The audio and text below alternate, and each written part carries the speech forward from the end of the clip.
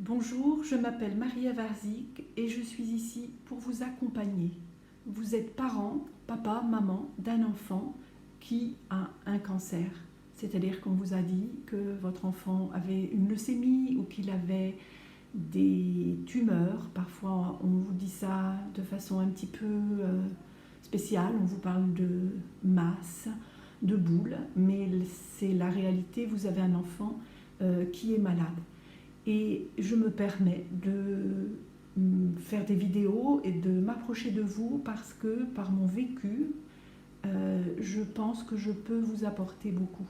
En effet, j'avais un fils qui s'appelait Honoré et qui est décédé en juin 2020.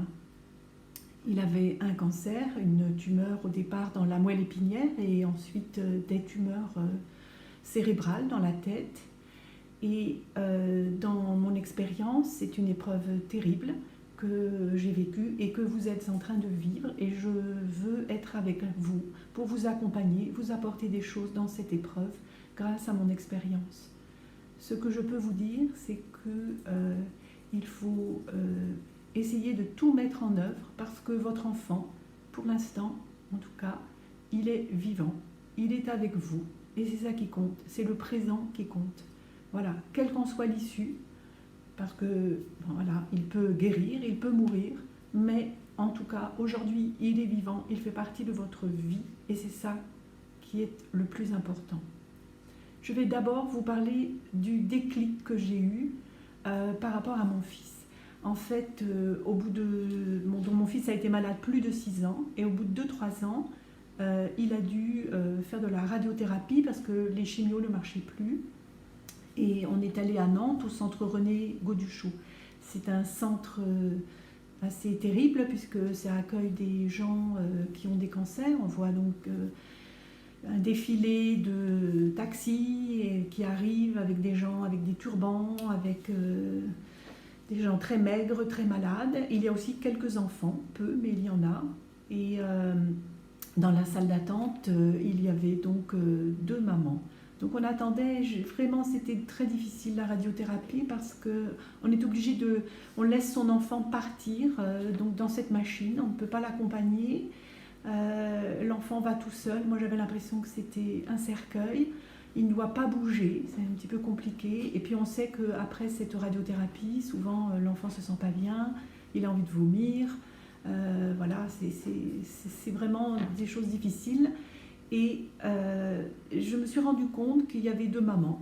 Et une maman qui était avec son enfant, un bel enfant de 9-10 ans. Et cette maman était très triste, le visage fermé, la bouche pincée. Elle ne disait rien.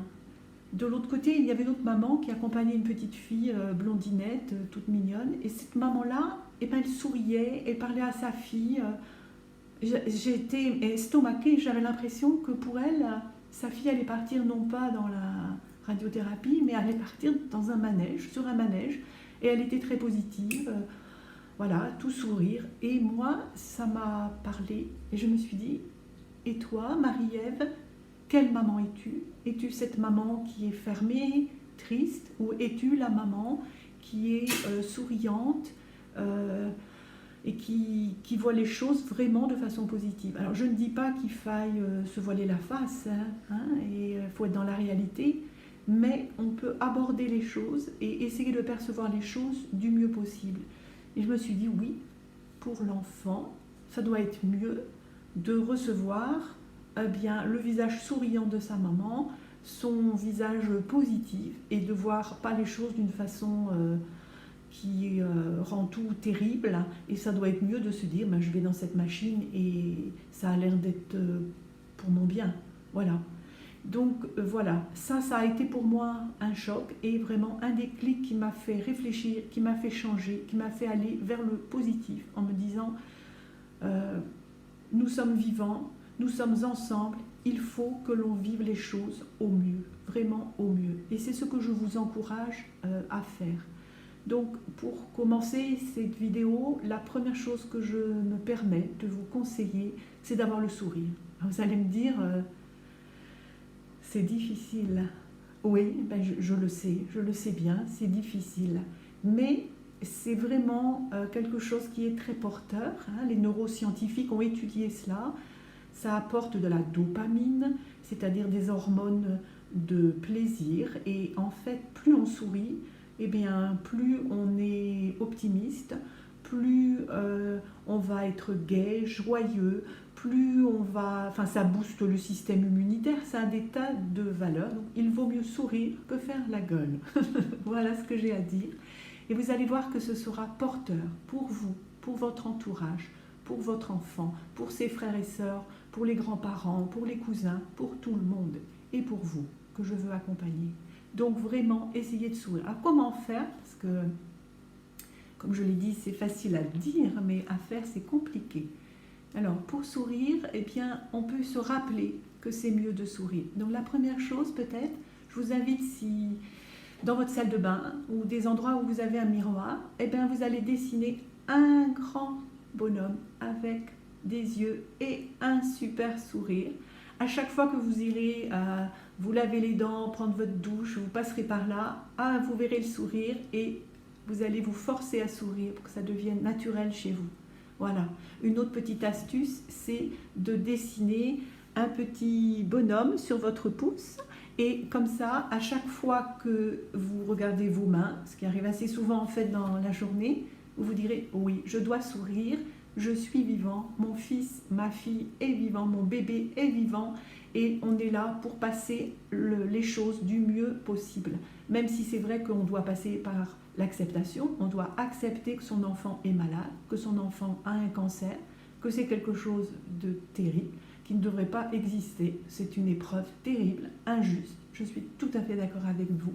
Mais ça, voilà, il y a les médecins, c'est les médecins qui vont prendre en charge ça. Mais vous, qu'est-ce que vous pouvez faire? Eh bien, vous pouvez lui rendre une vie meilleure, plus agréable, plus dynamique, plus gaie.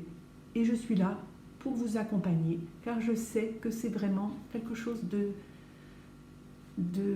terriblement injuste et terriblement parfois triste. Et donc il faut essayer d'apporter de la joie et de vivre dans le présent, dans le moment, et apporter le maximum de choses pour vous, pour votre enfant.